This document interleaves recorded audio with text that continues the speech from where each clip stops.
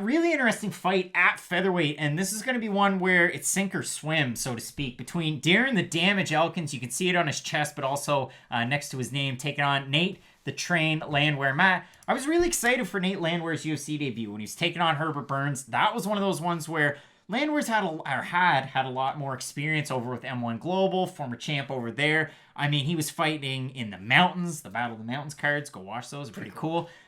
Beating the Russian fighters. Like, it was awesome. Then Nate Landwehr signs to the UFC, and I was really excited. Takes on Herbert Burns. Got steamrolled. So now we reset. In this fight, Darren the Damage Elkins, it has to be said, went on a wild run, and it wasn't that long ago. I mean, I know he's lost 3 straight, but he beat Robert White, Chaz Skelly, Godofredo Pepe, Mirsad Bektic, Dennis Bermudez, and then finished Michael Johnson before promptly fighting Alexander Volkanovski, Ricardo Lamas, and Ryan Hall. All right, that's acceptable. So everything equal, very interesting matchup. I mean, Nate Landwehr, good striker, really good wrestling. Darren Elkins kind of does the same thing. And oh, by the way, they kind of look similar if Nate Landwehr just had to get the damage tattooed on his chest.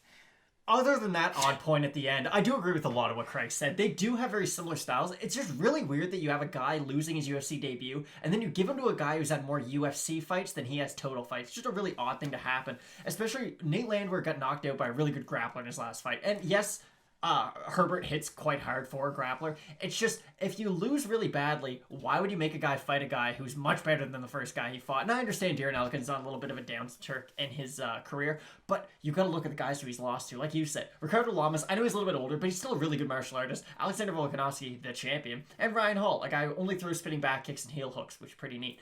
I think Nate Landwehr has a chance to win this fight. It's just so odd that they're having such an experienced guy fight such a, and I don't want to use the word novice, because like you said, he has fought in larger promotions in the past, but he's just very new to the UFC. So the weirdest matchmaking on the whole entire card. But I do think Elkins is going to get back on the winning path. Nate Landwehr kind of reminds me of a guy, and I could be very off on this. Oscar Peota came into the UFC and had so much hype behind him because he was really good in a lot of other organizations. And then he started losing once he even fought mid-tier UFC fighters. Maybe Nate Landwehr can get over the hump of Darren Elkins, but it's just very odd that you're having a guy who lost very badly in his first fight a guy who's so much more experienced than himself. And here's the other part of the equation. If you look at the odds, Nate Landwehr favored to win this fight at -135. Elkins coming in around a +115. If you look over on Topology, out of 159 votes, 63% of fans favoring Nate Landwehr to win, 52% predicting a decision. The rest are pretty much all knockout. Listen, I think it's a great fight, really. I think it's just a little bit too early for Nate Landwehr.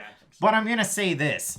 Darren Elkins is a tough test. If you can get over Darren Elkins, you're probably in good standing in the division. You've seen that. I mean, Ricardo Lamas, kind of like a rebound win. You saw it with Volkanovski on the way up to a title. And then you saw it as well with Ryan Hall, a guy that nobody really wants to fight. So, Nate Landwehr, I know what I just said. I'm going to contradict myself a little bit, and everybody's going to hate me in the comments. I think Nate Landwehr is going to win this fight. I think he's going to be able to pressure, push the pace, and get the win here. I really do. I think as far as star potential, maybe there's not as much between these guys, but I think in terms of the parity in the division and where that's concerned, Nate Landwehr is going to be able to continue to climb up the ranks. But I would not be overly surprised if Darren Elkins just does the veteran savvy move and goes in another 7-fight win streak. So Darren Elkins really only loses to a guy who has a power disadvantage too. Nate Landwehr is not this thunderous knockout puncher like a guy like Volkanovski. And I know Lamas isn't a knockout puncher per se, but he's a guy who can go out there and get TKO wins, and that's what he did against Elkins. So I just don't know if Nate Landwehr has the skill set to beat Darren Elkins at this stage in his career. In 2 years, match these guys up again, he probably beats him quite soundly. But at this point, I do think it's way too much too soon. I think Darren Elkins is going to win by decision. Matt's going with Darren Elkins. I made a roundabout way to get back to Nate Landwehr, but listen, Matt, you're not going to want to miss the rest of our predictions for this card. The other 2 cards, maybe we're in the future, and those already happened. So come on down. Keep checking it out with Fight Night Picks, and as we always say, Matt, let's get into it.